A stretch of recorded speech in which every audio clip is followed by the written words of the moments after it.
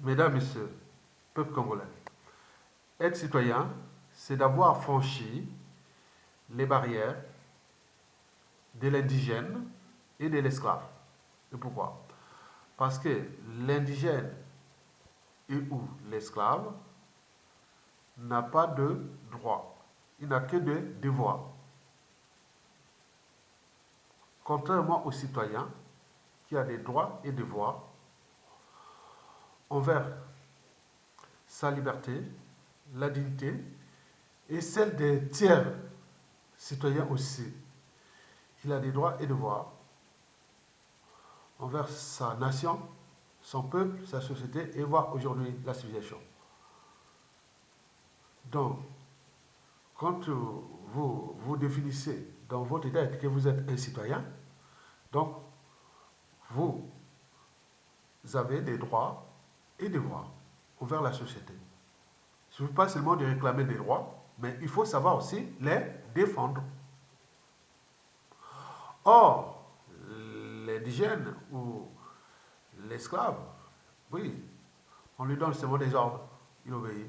Il n'a pas de droit que des devoirs. Et on parle même des sujets, comme les sont maintenant les Congolais. Ce sont les sujets d'une tyrannie.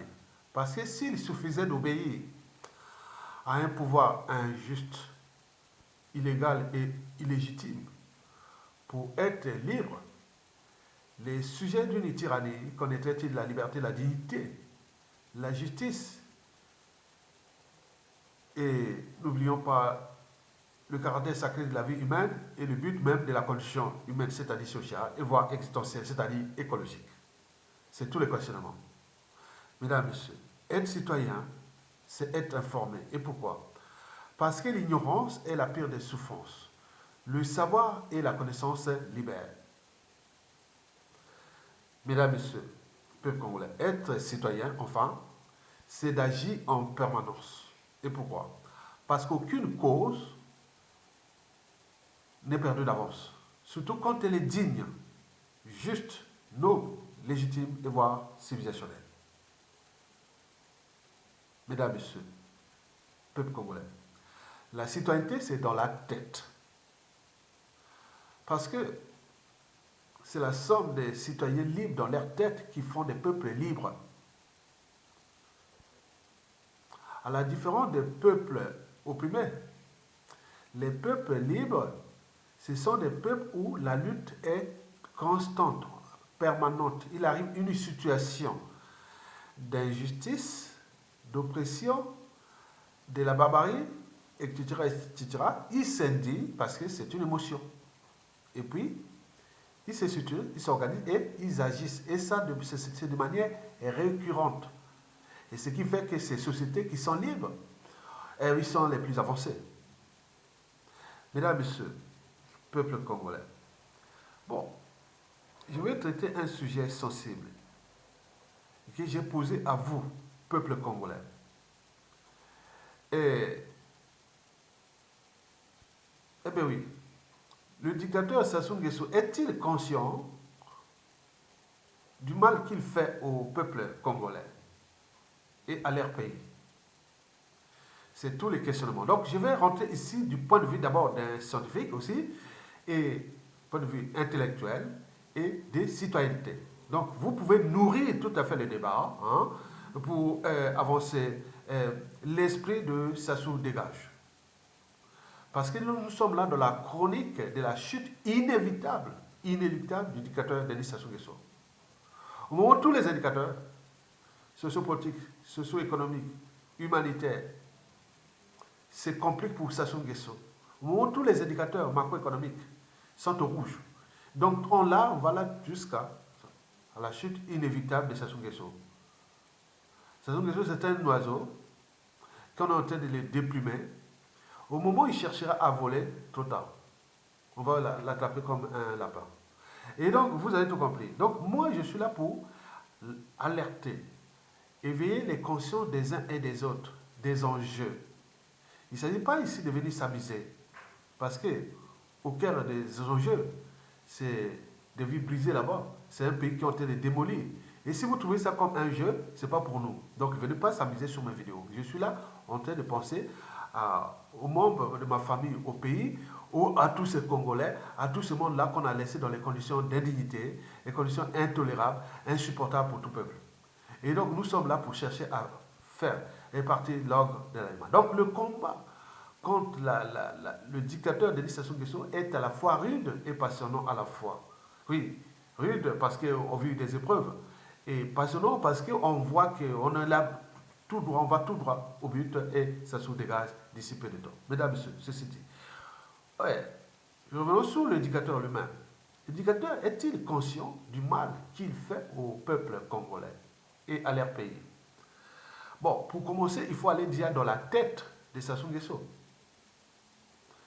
Donc, il a au moins un cerveau. Donc, quand on parle de cerveau, en fait, nous avons 3 cerveaux. Pour arriver à la conscience, nous allons prendre 3 cerveaux. Il y a le reptilien, ce qu'on appelle le social. C'est là où arrivent tous nos 5 sens. Les oreilles, les yeux, les nez, la bouche et la peau. Donc tout pénètre par ce cerveau-là, qu'on appelle le reptilien. Il occupe à peu près, je dirais, 3/10 de la masse encéphalique totale. C'est-à-dire de tous les cerveaux, il occupe 3/10 à peu près. Mais il est très développé chez les animaux inférieurs. Parce que quand on fait l'anatomie comparée des cerveaux des animaux, en commençant par les poissons, en passant par les reptiles puis les oiseaux, arrivé aux mammifères, et à l'homme, on voit que du côté de l'homme, ce cerveau-là s'est rétréci. Mais il est plus développé chez les animaux inférieurs. Et ce cerveau-là qu'on appelle le social. Pourquoi le social? Parce que c'est là où arrivent tous les milliards de formations, toutes les formations que ça soit reçues depuis quand il était bébé, hein, quand il était dans le fœtus déjà, hein, dans le ventre de sa maman, et jusqu'à la naissance, et jusqu'à ce qu'aujourd'hui, donc il a reçu ça, il a ces sens-là emmagasiné ça. Donc, c'est le social, c'est le cerveau de l'inconscient. Il est développé chez les animaux parce qu'il est le cerveau de l'instinct. Vous savez que chez l'animal, l'instinct commande, l'animal obéit. L'animal est l'incarnation d'une totale servitude à la nature. Donc on ne peut parler d'humain que pour un être qui s'est affranchi du déterminisme naturel. Donc le cerveau là est très important pour nous parce que c'est le cerveau des sensations et de tout ce qui arrive à nous. Donc il est le social, le cerveau de l'inconscient. Et après, la vie n'est pas que conscience, mais elle est aussi subconscient. Et là, on passe au deuxième, qu'on appelle le limbique. Le limbique, oui, c'est le cerveau affectif, mais c'est le cerveau qu'on appelle le cerveau du subconscient. Le subconscient, parce que ce cerveau est très important, parce que chaque fois que les sensations arrivent, ils sont transformés en émotions. Et nous, au niveau évolution des êtres animaux, c'est nous qui avions maintenant atteint les niveaux d'émotion. Bon, on peut descendre, je ne sais pas si les gros singes, est-ce qu'ils ont ça? Bon, ben c'est bon, le gorille, on peut dire un petit peu. On dit aussi parfois les éléphants. Ils ont aussi un peu d'émotion. Bon, donc, nous on a l'émotion. Donc, ce cerveau-là est le cerveau de la gestion des émotions, de la formation de la mémoire et qui gère tous les systèmes qu'on appelle les systèmes neurovégétatifs. C'est-à-dire, on peut dormir et respirer tranquillement, on peut dormir et digérer, on peut dormir, voilà. Donc, c'est lui qui gère nos fonctions autonomes, qui toute la régulation du rythme cardiaque, les fonctions de tous les organes, et sont gérées de manière autonome. C'est à cause de ce cerveau-là. Il est au cœur des centres endocriniens, de tout ce que nous sommes. Donc, quand on parle d'émotion, il y a une palette d'émotions. Par exemple, l'agressivité, la peur, le dégoût, la joie, la colère, la tristesse, le dégoût, l'acceptation, l'anticipation. Voilà. Donc, tout ça, c'est les émotions qui sont gérées là. Donc, au cœur de ce cerveau-là, il est l'orchestre de tous les hormones que nous avions, hein, qui touche le rythme cardiaque, qui touche notre sexualité, qui touche la reproduction, et qui touche les fonctions même cérébrales, qui touche tout, hein, la digestion, et les fonctions rénales, et tout compagnie. Même, ça va même jusqu'au niveau de la régulation du métabolisme cellulaire. Bon, donc, vous avez tout compris.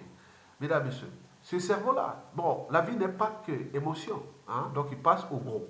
Je dis celui-là occupe au moins 7 dixièmes. L'équipe, oui, disons, ouais, qu'est-ce que je dis?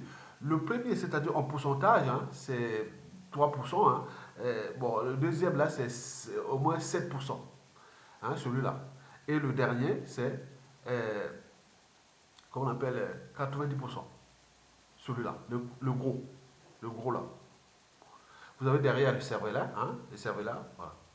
Bon, donc, ce cerveau de Denis Sassou Nguesso est aussi pareil comme nous. Donc, c'est le cerveau qu'on appelle le cerveau du langage, du raisonnement. C'est le cerveau de la conscience. Donc, le premier, c'est l'inconscient. Le deuxième, c'est le subconscient. Et là, c'est la conscience. Donc, c'est là que je vais rentrer dans ce cerveau-là, que tout le monde a ça, hein, le cerveau, hein, qu'on appelle le cerveau de la conscience. Bon, j'aurais pu aller un peu au niveau un peu moléculaire ou biochimique, autre. On parle d'endorphine, on parle de catécholamines, hein, de noradrénaline, dopamine. Donc il y a beaucoup de trucs chimiques là. Hein, je ne veux pas rentrer là. Bon, bref. Donc, nous sommes là, hein, les endorphines, c'est la joie. L'ocytocine, c'est les liens affectifs pour les femmes. Et donc, bon, donc, vous avez tout compris. Donc, on ne va pas aller au niveau moléculaire. Donc, on va rester sur le point anatomique. Donc, ça sous tout le monde a ce cerveau-là. Quand on coupe, on fait la coupe de tous les coupes, on voit. Ok? Très bien. Alors, l'éducateur Denis Sassou Nguesso est-il conscient du mal qu'il fait aux Congolais? Donc, il faut aller déjà comprendre qu'est-ce que c'est la conscience. Je vous dis que le centre de la conscience est situé dans le gros cerveau là. C'est là, le cerveau de la conscience. On est conscient de nos actes habituels et comportements. C'est là. Donc, la conscience, quand on parle de conscience, en fait, il y en a deux consciences. Je dirais même trois. Déjà, la conscience identitaire. Nous, vous mettez un gorille à dos argenté devant un miroir, il va venir attaquer son reflet.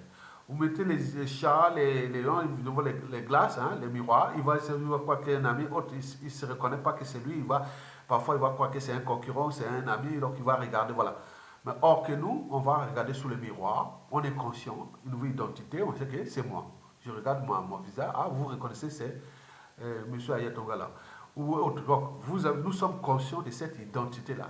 La conscience, c'est toujours ce cerveau-là qui gère cette.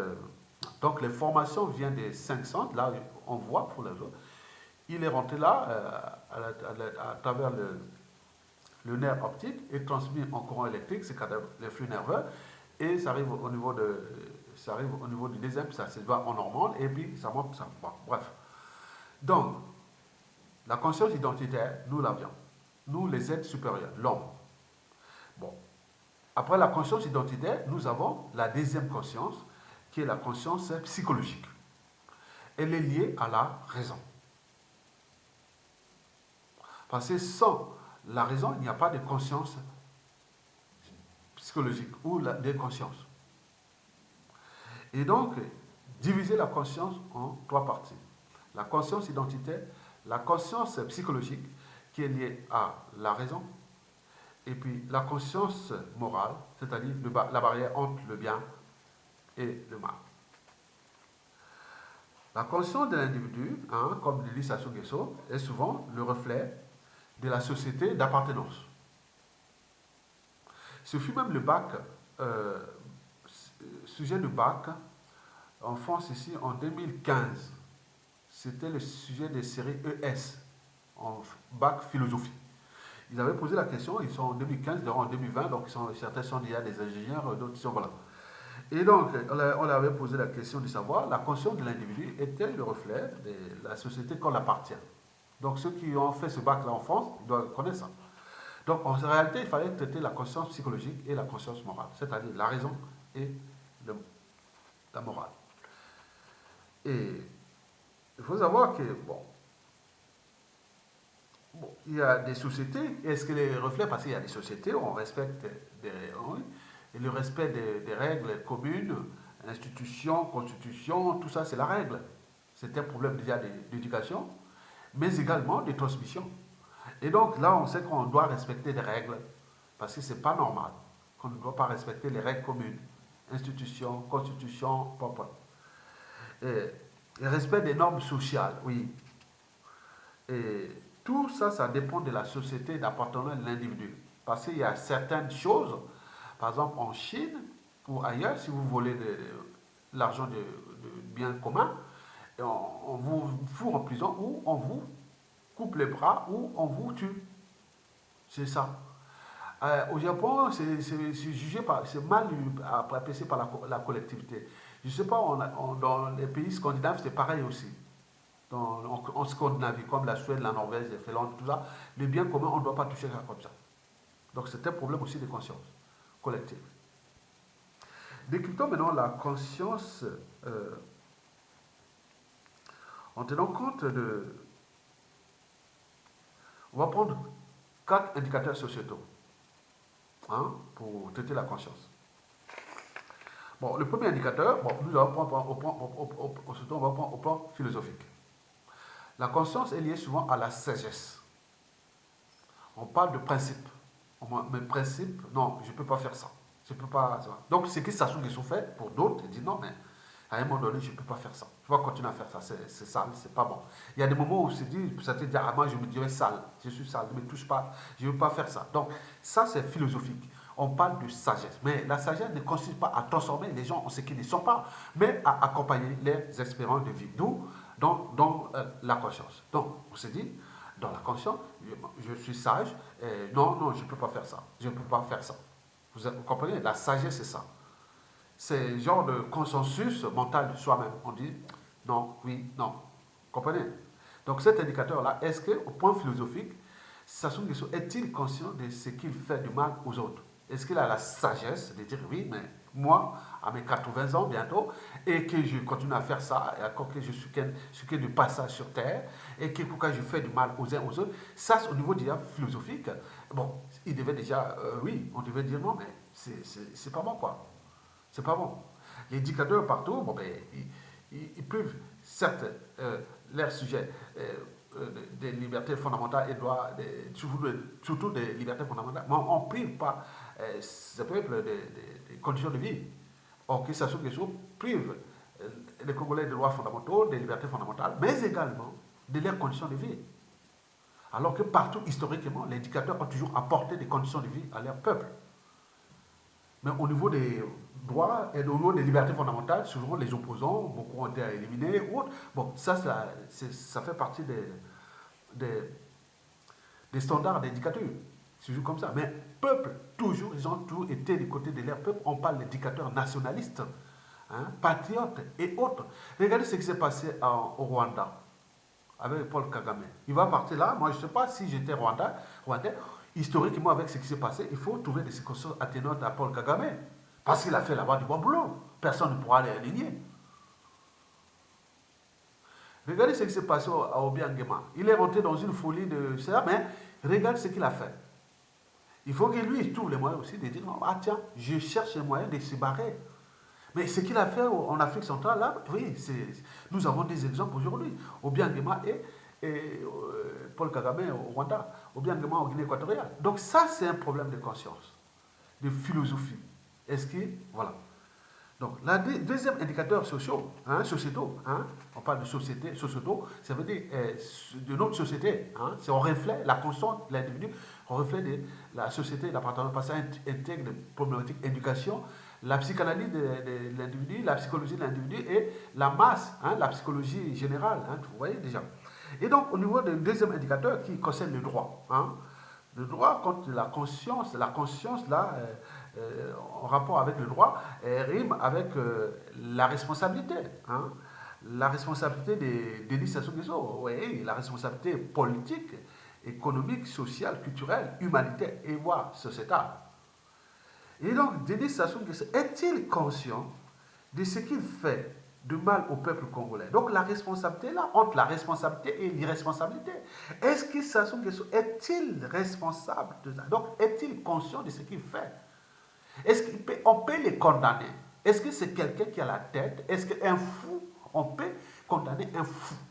Non, un fou, sa place est dans un centre psychiatrique où il doit se soigner. Est-ce que Sassou Nguesso est officiellement un fou?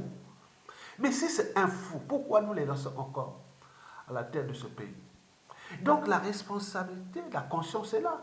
Elle est déjà celle de Sassou Nguesso et aussi de nous-mêmes, Congolais.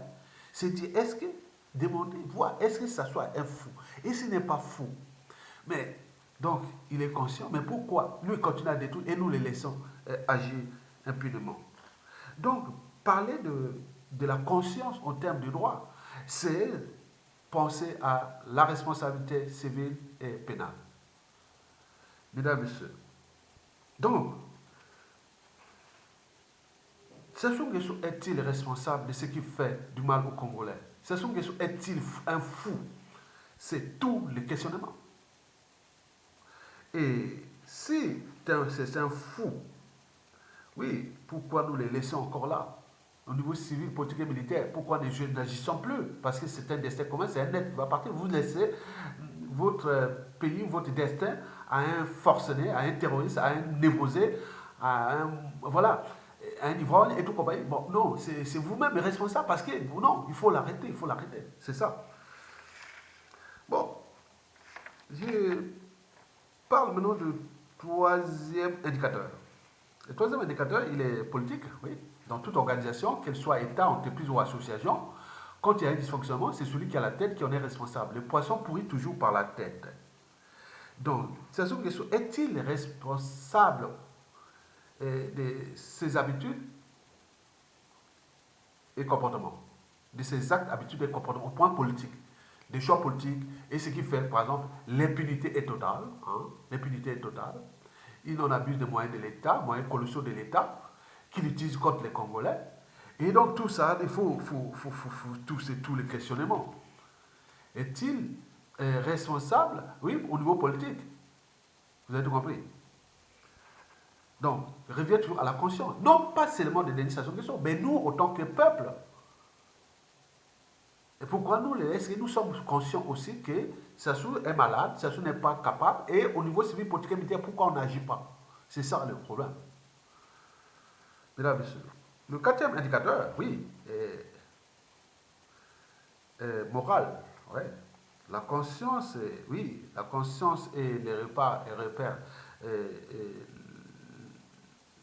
la morale, hein, la conscience et la morale. Oui, la conscience et les normes sociales. Denis Sassou Nguesso est-il conscient de son comportement immoral et dissolu? Et donc, c'est tout le questionnement. Oui, il faut dire que la problématique porte déjà à examiner au niveau de la conscience morale, elle porte à examiner les éclairages en ce qui concerne les normes sociales, les repères autres, parce que n'importe quelle société hein, a besoin, hein, les sociétés ont besoin des normes sociales et des repères aussi moraux, et enfin, des gens responsables, et surtout quand ils sont à la tête des destins de toute la collectivité ou de la communauté ou du pays ou du bien commun. Et oui, la responsabilité sur différentes échelles, locales, régionales, nationales, continentales et voire planétaires. Mesdames et messieurs, l'éducateur Sassou Nguesso est-il conscient du mal qu'il fait au peuple congolais et à leur peuple? Bon, je dis oui et non. Oui, oui, non, déjà non. Non, pourquoi? Parce que s'il était conscient, bon, au vu de la situation, conditions de vie de la population, un riche pays qu'il a ruiné, le peuple est aux arrêts, hein, la population est aux arrêts, et tout est bloqué à cause de lui parce qu'il a les moyens colossaux de l'État dont il dispose pour se protéger. Mais jusqu'à combien de temps va-t-il se protéger? Est-ce qu'il est conscient du mal qu'il fait? Il est conscient qu'il est en train de rentrer dans son propre piège? Est-il conscient que tout se complique pour lui? Est-il conscient que les lendemains seront difficiles pour lui et son clan et tout compagnie? C'est ça le questionnement. S'il a au moins un cerveau, une âme et une conscience, oui, mon âme est consciente. Est-ce qu'il sait que, bon, ben, depuis 2015, n'a pas respecté les règles et tout compagnie. C'est quelqu'un d'individu, Sassou Nguesso, c'est quelqu'un où même la nature de son régime est déjà liberticide, antidémocratique, antisocial, criminogène, moral dissolu et voire confiscatoire. C'est des comportements qu'on voit qu'on a pu constater au moment de la sélection naturelle. Ça veut dire que Sassou Nguesso résiste à l'idée même de l'évolution, ou oui, l'idée même de la civilisation, puisque son monde n'est tourné que vers le Gondwana, c'est-à-dire on est encore au cœur de la sélection naturelle. Donc, Sassou ne respecte rien, hein, ni les règles et autres. Donc, la psychanalyse est là. Mais nous, au niveau des responsabilités collectives, peuple, autres, à un moment donné, quand un individu est comme ça, au civil et moteur, on prend notre responsabilité. C'est tout. Il n'y a rien à poser des questions. Sassou Nguesso est-il responsable et autres? Oui, oui, oui, oui, oui. Je peux dire oui, il est responsable. Parce qu'il était conscient, oui. Parce que, bon, ben, il sait bien que il n'a plus de choix. Parce que s'il ne se maintient pas avec les moyens colossaux de l'État qu'il dispose, les moyens, ce sont les administrations de l'État qu'il a de manière illégale. Il a les moyens de la police, des comptes publics, de la diplomatie qu'il utilise pour lui, ministère des Affaires étrangères, pour lui-même. C'est pas pour le pays. Il a les moyens des services secrets et qui donnent des coups bas, des coups tordus aux uns aux autres. Et donc, à l'échelle nationale, qu'à au niveau des diasporas. Mais vous laissez un truc à un malade comme ça, bon, ben, vous voyez déjà que je ne vais pas dire les malades, ça veut dire qu'il n'est pas conscient. Donc, Sassou est conscient. Je pense qu'il est conscient. Parce qu'il sait bien que si je lâche le morceau, j'aurai une situation qui pourra arriver à lui. Soit la pendaison, soit la prison dans les conditions d'indignité, soit l'exil forcé. Et avec tous ces dégâts qui vont arriver, et qu'on va lui mettre mandat d'arrêt international, il va se retrouver à la CPI. Donc il n'a plus de choix. Donc il se bat là pour sa propre survie en entraînant tout le monde dans le suicide. Mais pour combien de temps encore nous allons encore continuer à laisser Sassou Nguesso agir? Donc la conscience n'est pas que celui de l'individu, mais on parle aussi de la conscience collective. Pourquoi nous, en tant que peuple, nous laissons ce monsieur nous traîner dans les conditions de dignité?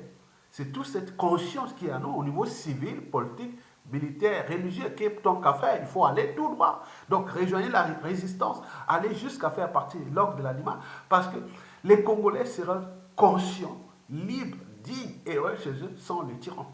Tant qu'à faire. Mesdames et messieurs, peuple congolais. Donc nous n'allons plus laisser Sassou Nguesso continuer impunément à briser, à menacer, à briser les vies des uns et des autres. Un être mortel qui va partir nous laisser une merde. On ne va plus les laisser, Sassou Nguesso, continuer à détruire impunément notre pays. Il est notre bien commun. Donc, tant qu'à faire, donc venez nourrir le débat. Hein, je veux les gens qui nourrissent le débat.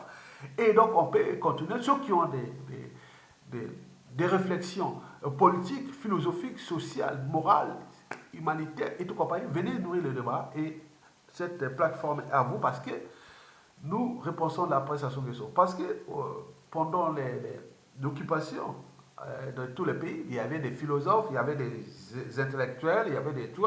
Partout, les sociétés ont été mises dans les conditions que nous sommes. Il y a eu des gens qui étaient là, donner des réflexions et des choses pour nourrir les débats. Parce que le Congo qui vient, il est là, dans la matière grise. La main-d'œuvre qualifiée et toute l'éducation et compagnie. Donc, nous y préparons. Donc, rejoignez la résistance. Sassou au bout du rouleau, en apparence serein, mais en catimini, il ne sait plus distinguer de vrai et de faux. Il sait qu'il aura ce qui va arriver à lui s'il ne prend pas ces mesures compensatoires. Et maintenant, c'est la pendaison, la prison ou l'exil forcé. Merci.